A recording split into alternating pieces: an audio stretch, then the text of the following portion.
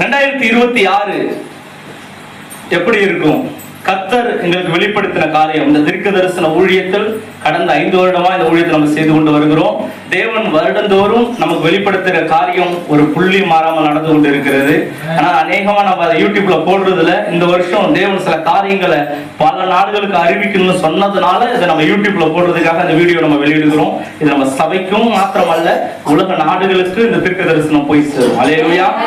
தேவன் வெளிப்படுத்தின காரியத்தை நம்ம முதலாவது உலகம் எப்படி இருக்கும்? முதல்ல இந்த வருடத்துல தேவன் எங்களுக்கு வெளிப்படுத்தின ஒரு காரியம், நான் பார்த்து கொண்டு இருக்கையில் ஒரு பெரிய விருட்சகத்தை நான் பார்த்தேன்.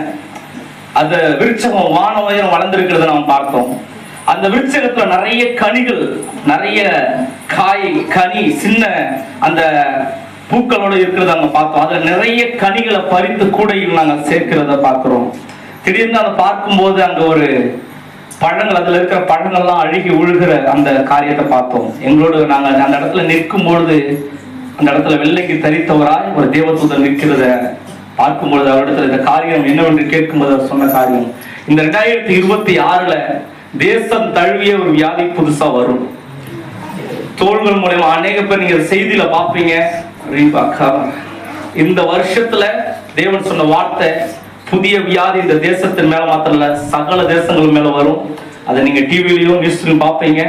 அந்த காய்கள் இருக்கும்போது அந்த காய்கள் பிஞ்சு அந்த எல்லாவற்றையும் பறித்து கூடையில் சேர்க்கிறத நாங்க பார்த்தோம். இந்த புதிய வருடத்துல தேவன் அந்த ஆத்துமாக்களை நிறைய பேரை சபைக்குள்ள தேவன் கொண்டு வர போகிறார். அல்லேலூயா. இந்த வியாதி தேவ பிள்ளைகளுக்கு அல்ல, இந்த உலகம் தழுவிய ஒரு கொள்ளை நோயை நம்ம பார்ப்போம் இந்த வருஷத்துல 2026.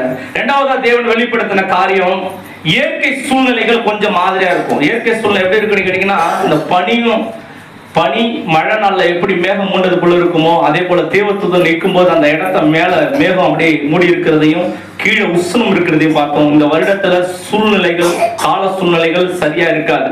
இந்த வருடம் முழுவதும் எப்படி இருக்குன்னு கேட்டீங்கன்னா ஒரு நிசப்தமா காணப்படும். சூரியனால அதிகமா பார்க்க முடியாத போலவும், நிறைய அந்த பனி நாட்கள்ல எப்படி இருக்குமோ அதே போல இந்த வருடத்துல அதிகமா மூடப்பட்டிருக்கிறத பார்க்கணும். இது மூலமா அந்த நிறைய பிரச்சனைகள் வரும். ஏன்னு கேட்டீங்கன்னா இந்த காலநிலை சரியா இல்லைன்னா நிறைய பிரச்சனை, உடம்புக்கும் சரி நம்மளை சுத்தி உள்ள எல்லா சூழ்நிலை நடக்கும். இது இந்த வருடத்துல அதிகமாக காணப்படும்.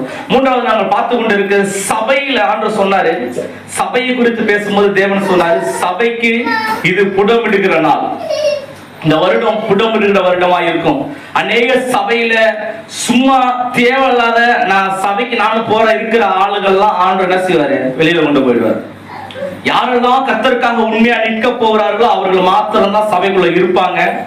நாங்க ஏதோ பேருக்கு நாங்க சபைக்குள்ள இருக்கிறோம். நம்ம சபைக்கு மாத்திரமல்ல, தேசம் தழுவி தேவன் சொன்ன வார்த்தை எல்லா சபைகளுக்குமே இது பொதுவானது. எங்க புது வருஷத்துல யாரெல்லாம் தேவனுக்காக நிற்க போறாங்களோ அவங்கள தேவன் தம்முடைய ஆலயத்தில் நடுவார். அல்லேலூயா. தேவன் சங்கீதத்தில் எழுதப்பட்டிருக்கு, இந்த கடைசி நாட்கள்ல அவருடைய கோபம் பற்றி எரியும், குமாரனுடைய கோபம் பற்றி எரியும். அது பற்றி எரியும் பொழுது அவர் அண்டிக் கொள்ளுகிற யாவரும் பாக்கியவானா இருப்பார்கள். அல்லேலூயா. புதிய வருடத்தில் நம்ம அவர் அண்டிக் கொண்டு நாம் பாக்கியவானா இருப்போம். நான்காவது காரியம், சபையில தேவன் நிறைய அற்புதங்களை செய்ய போகிறார். அல்லேலூயா. சபைகள்ல நிறைய அற்புதங்கள் இந்த வருடத்துல நடக்கும். இதுவரையிலே கண்டிடாத அற்புதங்கள், இதுவரையிலே ஏன்னா ஆண்டவர்கள் பேசின ஒரு வார்த்தை, இது மகிமையின் ஆண்டு. இந்த வருடத்துல அவர் மகிமையை முழுவதும் வெளிப்படுத்துவார். அவர் மகிமை முழுவதும் நம்ம மேல் உதிக்கப்படும். அல்லேலூயா. நம்ம இந்த பார்க்கும் பொழுது நம்முடைய ஜெபிக்கிற நிறைய பேருடைய ஜெபம் அந்த புது வருடத்துல வெளியில இருந்து நிறைய கூக்குரல் நீங்க கேட்பீங்க. நீங்க நிறைய ஜெபத்துக்கு நீங்க ஜெபம் பண்ணிருப்பீங்க. ஆண்டவரே ஏன் நான் பதில் வரலன்னு, புறஜாதிகள் உங்களை விதித்த இடத்துல, உங்களை அவமானப்படுத்தின இடத்துல அங்கே இருந்து கூக்குரல் வருகிற சத்தத்தை சபை கேட்கும். அல்லேலூயா.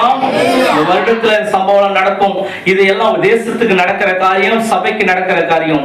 ஆண்டவரை தேடுகிற பிள்ளைகளுக்கு தேவன் இந்த வருடம் சொன்ன ஒரு வார்த்தை, காரிருள் ஜனத்தையும் இருள் பூமியையும் மூடும், ஆனால் உன் மீது கர்த்தர் உதிப்பார். அல்லேலூயா. எஸ்ஐயா 66:1-2 ஆண்டு இப்படியா சொன்னார், உன் மீது மகிமை வெளிப்படும்.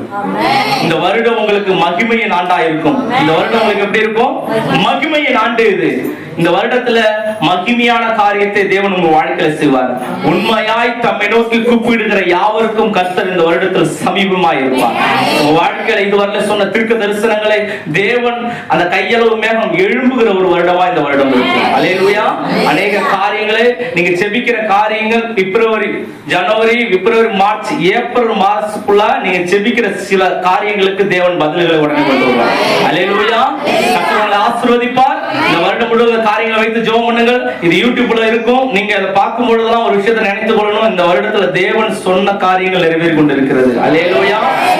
அவர் வாக்கு மாறாதவர். அல்லேலூயா. ஒருவேளை அந்த சம்பவங்களா நடக்காது இருக்கும்படியா நாம் ஜெபித்துக் கொள்வோம்.